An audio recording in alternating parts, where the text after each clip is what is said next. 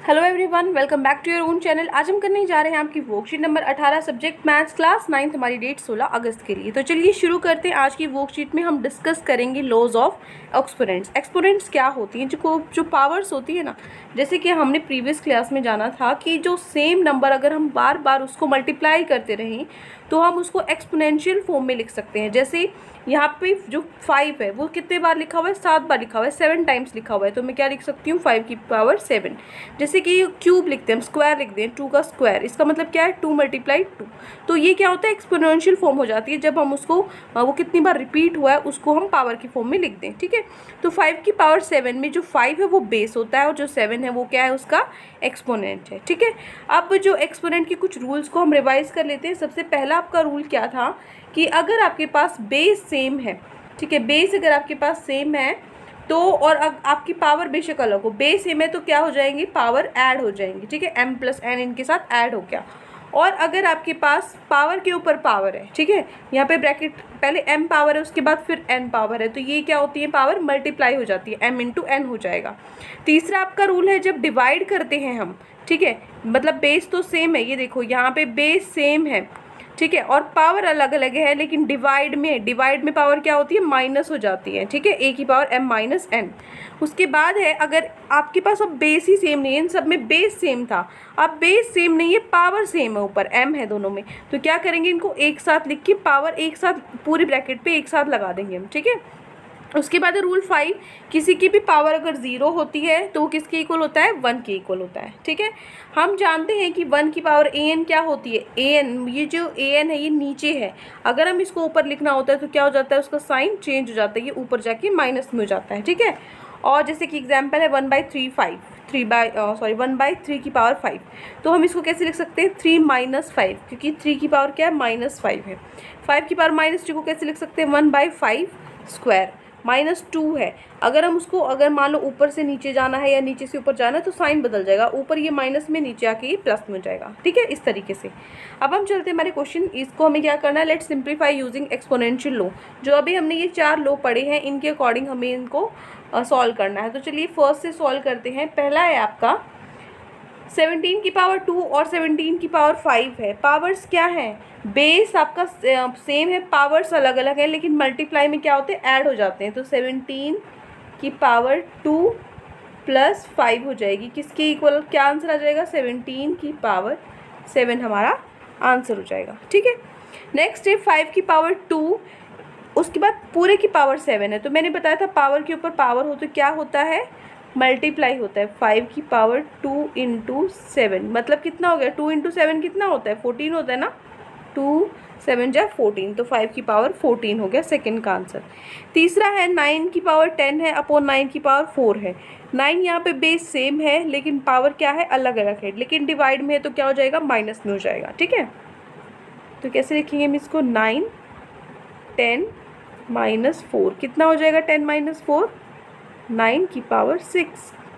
ठीक है, नेक्स्ट है 3 की पावर 4 5 की पावर 4। अब यहाँ पे आपका बेस अलग है, पावर सेम है, तो मैंने क्या कहा था? इसको एक साथ लिख दो, 3 × 5 को एक साथ लिख के इस पूरे के ऊपर 4 लिख दो।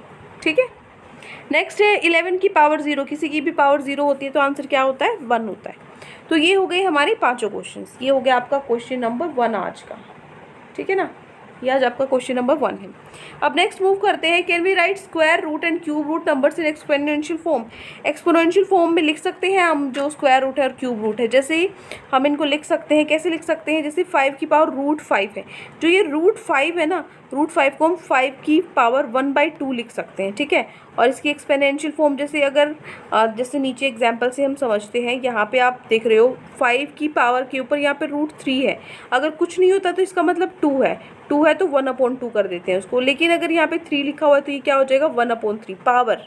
ठीक है, अंडर रूट है तो 1/ ही आएगा, अंडर रूट के यहाँ पे क्या है उसके अकॉर्डिंग यहाँ पे आपके नीचे नंबर आएगा। जैसे यहाँ पे 3 था तो यहाँ पे 3 आ गया। ठीक है, अब आगे चलते हैं। अब हम जानते हैं कि अगर हमारी जो पावर्स है यहाँ पे रूट में क्या होता है? रूट के ऊपर n है, तो इसको हम कैसे लिख सकते हैं? a की पावर 1/n। और यहाँ पे देखो, इस वाले पार्ट में देखो, यहाँ पे इसकी पावर तो है n, और पूरे के ऊपर m है, तो इसको मैं कैसे लिख सकती हूँ, a1/n लिख सकती हूँ, और उसके बाद पूरे के ऊपर m है तो m लिख दिया। तो 1 इसके साथ मल्टीप्लाई करोगे तो क्या आ जाएगा, a की पावर m/n आ जाएगा, है ना।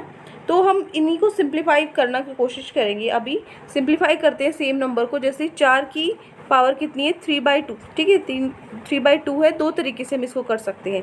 एक तो 4 की पावर 3/2 है, तो इसको हम लिख सकते हैं, यहाँ पे एक क्वेश्चन रह गया ना शायद, पहले ये क्वेश्चन यहाँ पे बीच में रह गया, इसको सॉल्व कर लेते हैं एक बार, ठीक है। ये रह गया है आपका, यहाँ पे हम लिख लेते हैं क्वेश्चन 2। फर्स्ट है √7 को मैं कैसे लिख सकती हूँ, 7 की पावर 1/2 लिख सकती हूँ। अभी मैंने बताया था अगर रूट के यहाँ कुछ ना हो तो मतलब 2 होता है हमारा, ठीक है।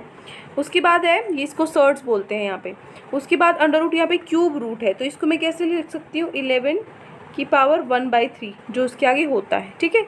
यहाँ पे क्या लिख सकती हूँ, देखो 5 की रूट के ऊपर कुछ नहीं है तो 1/2 वो हो गया, और मल्टीप्लाई में 3 और हो गया, तो क्या हो जाएगा 3/2, ठीक है। उसके बाद है 13 की पावर 3 है यहाँ पे 13, ठीक है। इसको एक मिनट मैं यहाँ लिख सकती हूँ 13, और पावर में जो बाहर वाली है 5/3, ये वाला तो नीचे ही आता है हमेशा डिवाइड में, ठीक है।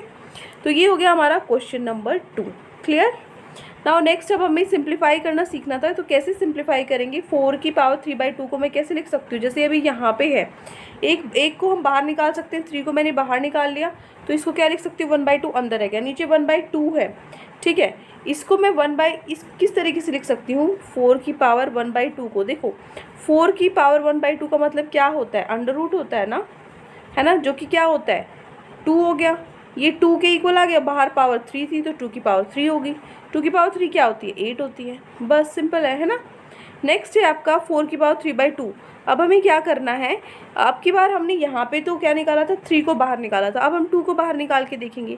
4 की पावर 3 क्या होती है, 64 होती है, बाहर 1/2 है, इसका मतलब क्या होता है, ये अंडर रूट ऑफ 64 है, जो कि क्या होता है 8 होता है, ठीक है। चलिए अब नेक्स्ट हम चलते हैं, अब हमें सिंप्लीफाई करना है एक्सपोनेंट, जो आपके रूल्स हैं उनकी हेल्प से। लेकिन कुछ यहाँ पे क्वेश्चंस पहले देख लेते हैं, इनको ट्राई कर लेते हैं। सबसे पहला है 2 की पावर 2/3 मल्टीप्लाई 2 की पावर 1/3, यहाँ पे बेस सेम है तो पावर ऐड हो जाएंगी, तो 2/3 प्लस 1/3 ऐड होने के बाद क्या आएगा 3/3, तो 3/3 से कैंसिल हो जाएगा, क्या आंसर आ जाएगा 2, ठीक है। नेक्स्ट है 3 की पावर 1/5 इंटू 4 है यहाँ पे, तो मैं इसको कैसे लिख सकती हूँ, 4 को बस मल्टीप्लाई कर दो, 4 1 जा 4 होता है, ऊपर से मल्टीप्लाई होता है ना, ये नीचे 5 रह गया। उसके बाद यहाँ पे डिवाइड में माइनस होते हैं, तो 1/5 और 1/3 को माइनस करेंगे, आंसर क्या आ जाएगा -12/15 आएगा। नेक्स्ट है आपका 13 इंटू, यहाँ पे देखो बेस ही अलग है, लेकिन पावर सेम है, तो पूरी के ऊपर क्या आ जाती है, सेम पावर आ जाती है, तो 13 5 से 65 होते हैं, पूरे के ऊपर पावर क्या थी 1/5 थी, ठीक है। चलिए यहाँ पे आपकी वर्कशीट पूरी होती है। अब हम अपने क्वेश्चंस पे चलते हैं जो आज हमें ट्राई करने हैं। ये हो जाएगा हमारा क्वेश्चन 3, ठीक है। 2 क्वेश्चन ऊपर हो चुके हैं, ये क्वेश्चन 3 है। तो क्वेश्चन 3 में हमारे ये 4 पार्ट है, चारों पार्ट को चलो सॉल्व करते हैं।